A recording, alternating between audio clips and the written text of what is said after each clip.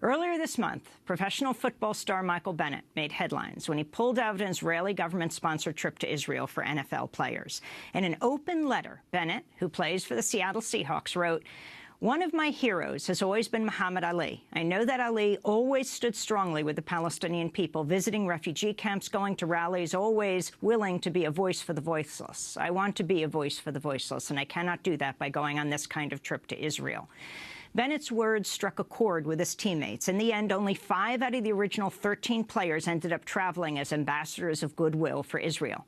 Well, yesterday I spoke with Michael Bennett and Dave Zirin, a sports editor for The Nation magazine. I began by asking Michael Bennett about his decision not to go to Israel. I decided not to go because, doing my research on Palestine and Israel and all the things that were going on, I've seen so many similarities between the Black Lives Movement and the Palestinian movement. And, I figured if I was going to go to Israel, I should be able to go see both sides. And, I didn't want to be an ambassador for a certain government if I wasn't sure if I agree with everything the government was doing. So I thought it would be better to go in my own time and figure out, my own situation when I get there. How did this trip end up getting planned?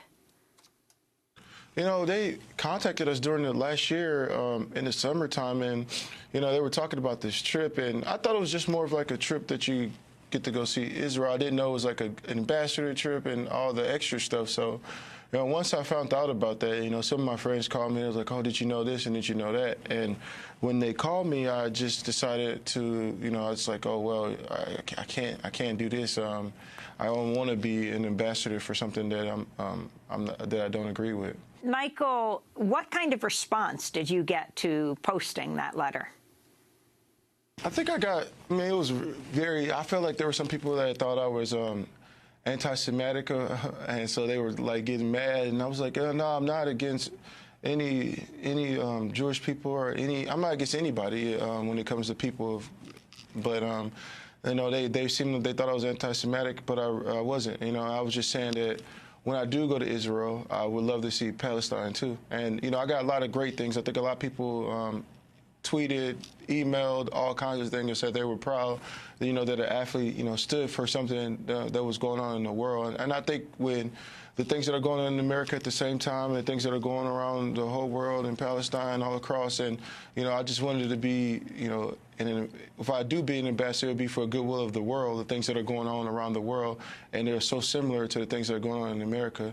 Whether we're talking about Ferguson or we're talking about Baltimore or Eric Garner, just there's a lot of things that are going on here that are similar to things that are going on in Palestine. And once I did so much research and started reading and seeing the similarities, I knew that I couldn't go on this trip. You mentioned Muhammad Ali in your letter. I wanted to go to a clip of Muhammad Ali in his own words. My conscience won't let me go shoot my brother or some darker people or some poor, hungry people in the mud for big, powerful America and shoot them for what? They never called me nigger. They never lynched me. They never put no dogs on me. They never robbed me of my nationality, raped and killed my mother and father. What, I'm going to shoot them for what? How can I go shoot them? Them little poor little black people, little babies and children and women. How can I shoot them poor people? That would just take me to jail.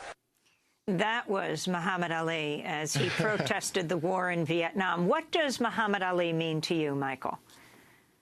I think that Muhammad Ali is an inspiration for all athletes to, use their platform for good. I think as an athlete, a lot of times, you get caught in the marketing situation where you're marketing for so many brands that you forget that you are a person, and that there's things that's going on that with just some words that you speak, you can inspire young kids to make decisions, or you can bring awareness to things that are going on. So Muhammad Ali, he just inspires me just to be that voice for the voiceless, like, to be able to use my platform. And this generation is so different from back then when, protesting and rallies and all kinds of things, you had to go out and 500,000 people and, and get them to follow you and do all these kind of things and share your message. But now, just with the click of a button on Twitter, Instagram, Facebook, you can reach 1 million people, and you can share your message. And when you share your message, you can change a lot of lives. You know, the Israel trip was right around the time that the Israeli Prime Minister Benjamin Netanyahu came to the United States and had a news conference with Donald Trump. And it's the president that I want to talk to you about right now. Your thoughts on President Trump? I mean,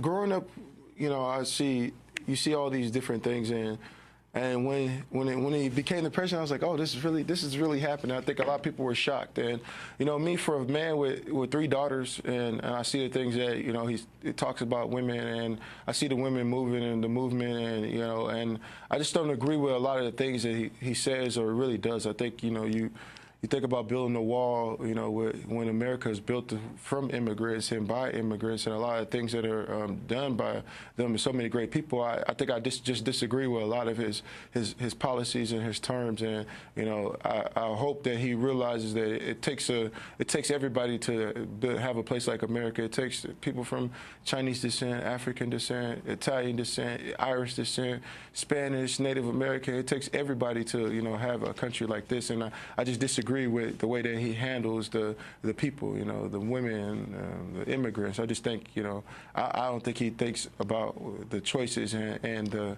mindset that he creates for younger people that might disagree with somebody, and they just go out and they want to disrespect them for not being the same. Your brother, Martellus Bennett, who plays for the New England Patriots, was also just in the headlines.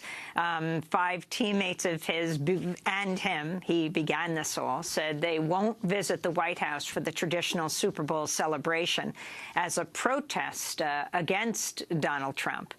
Do you support his decision? Can you talk about how he came to that and your thoughts on it as well?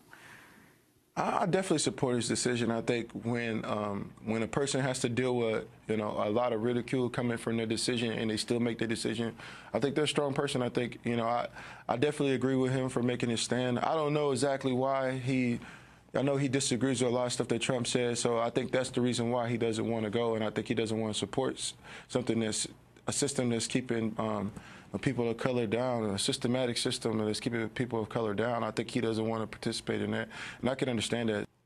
You also mentioned John Carlos in your letter to the world explaining why you wouldn't go on this Israel government-sponsored trip.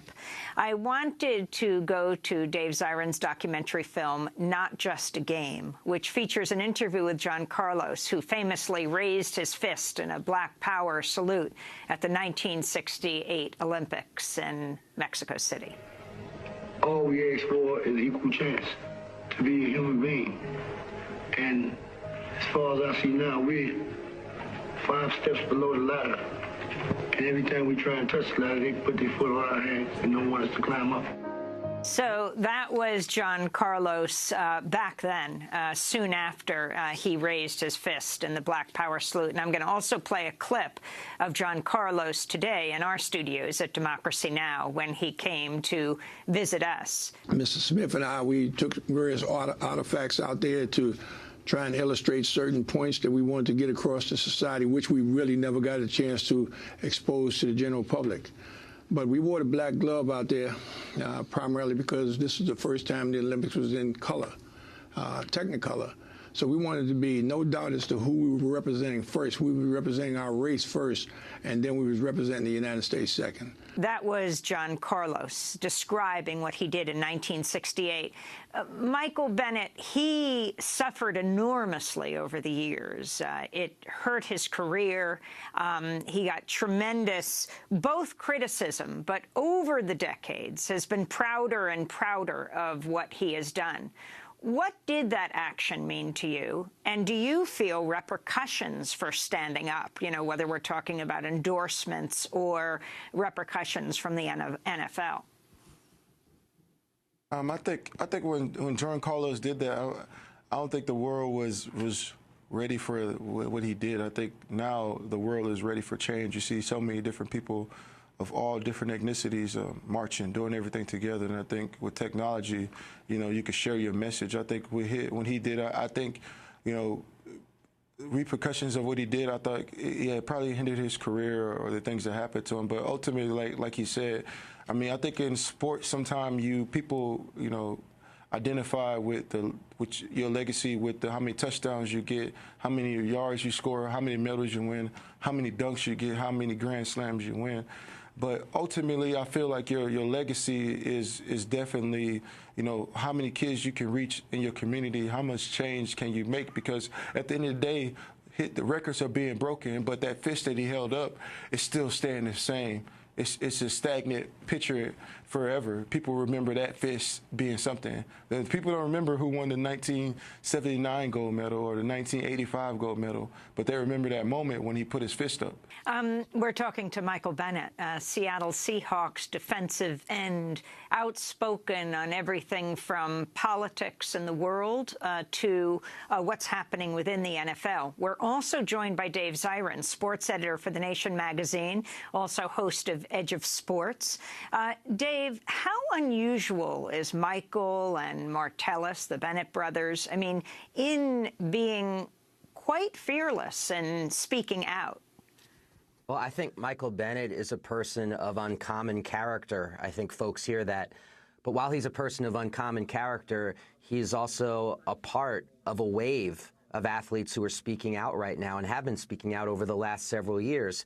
And I think this is happening because of a perfect storm of reasons. Everything from the influence of the Black Lives Matter movement to the influence of social media to the fact that there are just people in the streets right now absolutely fed up with what's happening both in this country and in the world. And we have to remember that athletes don't live in this hermetically sealed chamber apart from this. Like Michael Bennett spoke about, he has daughters, and there is a misogynist and sexual harasser in the White House. You can't be apart from that.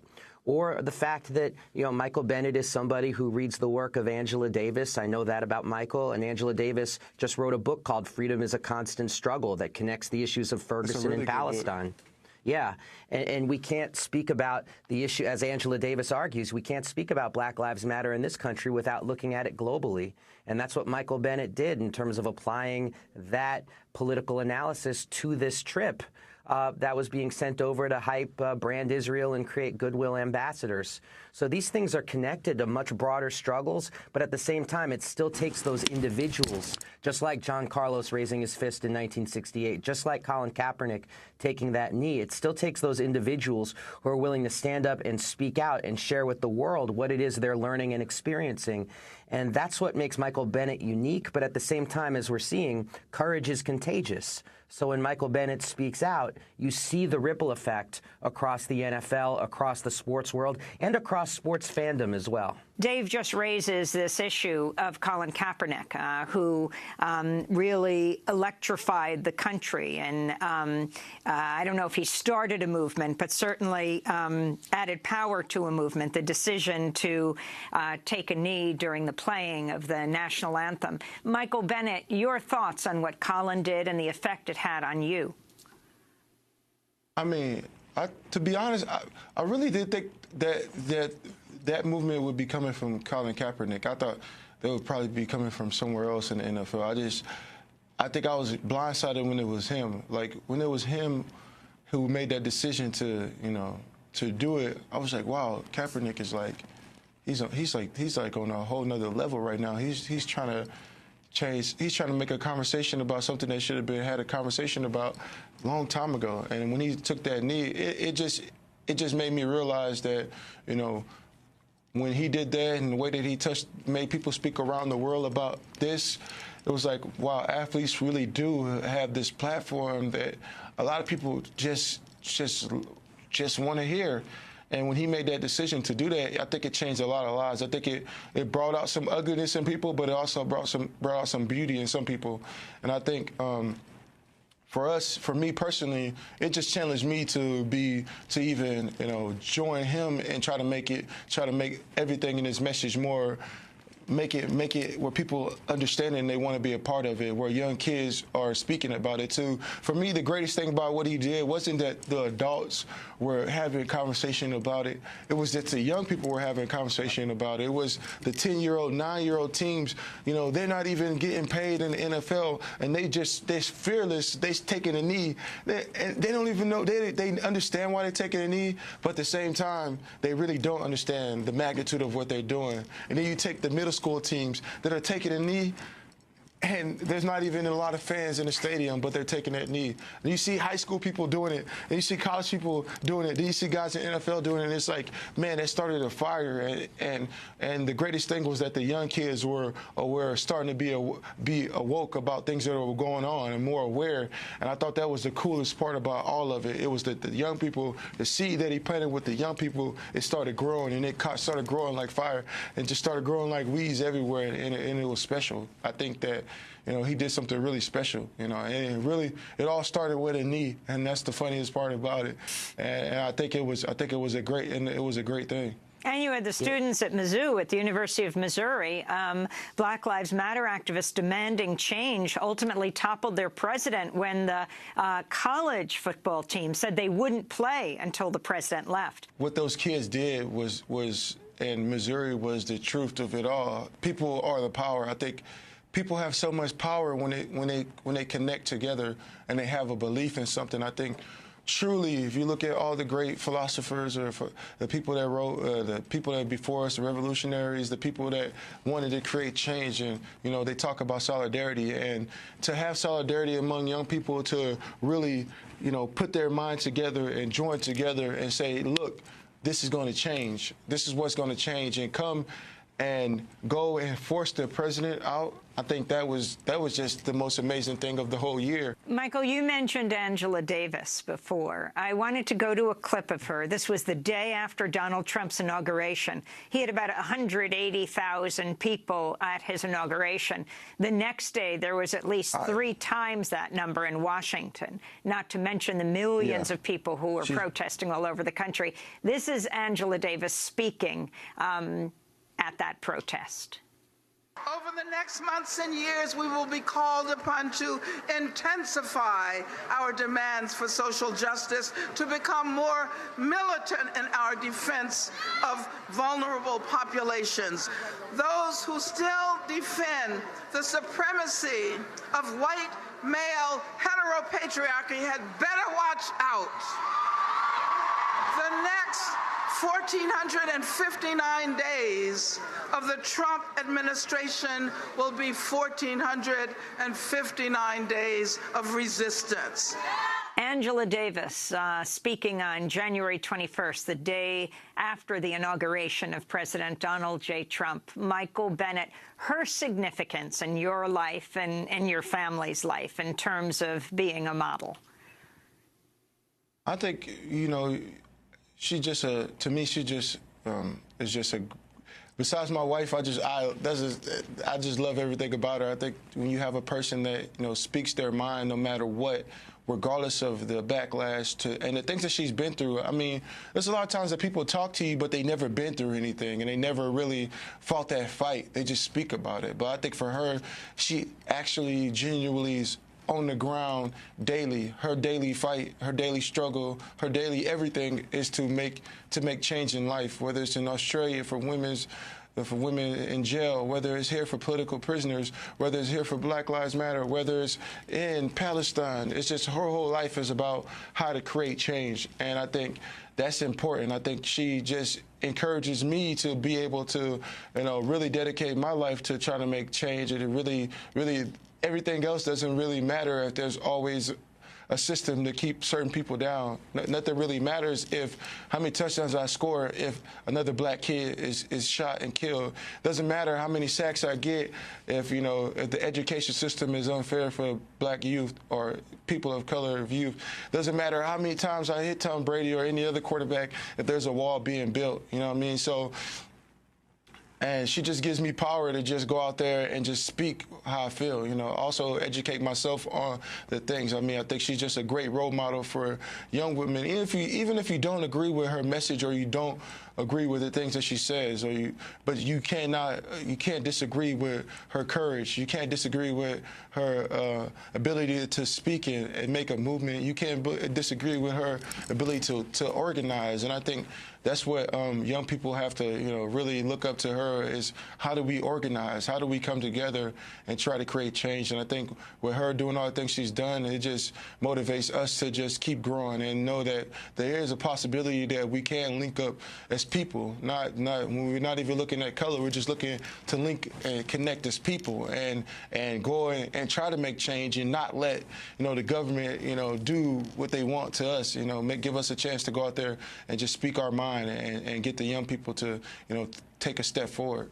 I think she's just a courageous person, and I get goosebumps whenever I talk, you know, whenever I talk to her, or if I just listen to her, the messages that she spoke, or if I'm just reading the book, you know, and reading one of her books, it just motivates me. As you talk about speaking up, what are your thoughts, finally, on the crackdown on immigrants right now, the attempt to build the wall on the southern border of the United States, and the Muslim ban? It's something that really President Trump has used to describe what took place.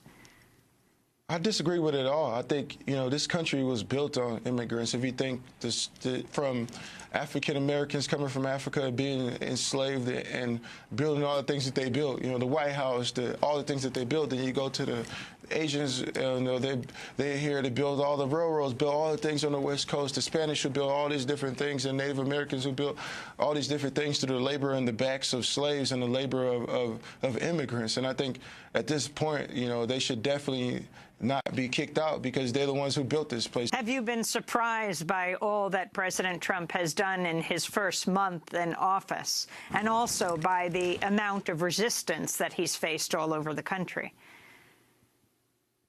No, I'm not surprised by the resistance. I think this is a time, and there's been so many different times where there's been so many times for movements, whether it's in the 60s, you know, during World War II, or during Vietnam, or during all these different times, you know, civil rights movements and all these movements. And I think this is a time where people are coming to the agreement that we are all just human beings, and we are all part of the system, and it takes all of us to grow. So the resistance to trying to divide us, no, I'm not surprised in it. I'm actually encouraged, and I'm just happy that everybody's starting to come together and have that full circle. That's NFL star Michael Bennett. He plays defensive end for the Seattle Seahawks, speaking to us from Honolulu, Hawaii. Michael Bennett recently pulled out of an Israeli government-sponsored trip to Israel for NFL players. That does it for our broadcast. Democracy Now! Produced by Mike Burke, Carla Wills, Laura Gaddis, Dina Guzder, Sam Elkoff, Robbie Karen, Honey Masood, Sharina Nadura, Andre Lewis. I'm Amy Goodman. Thanks so much for joining us.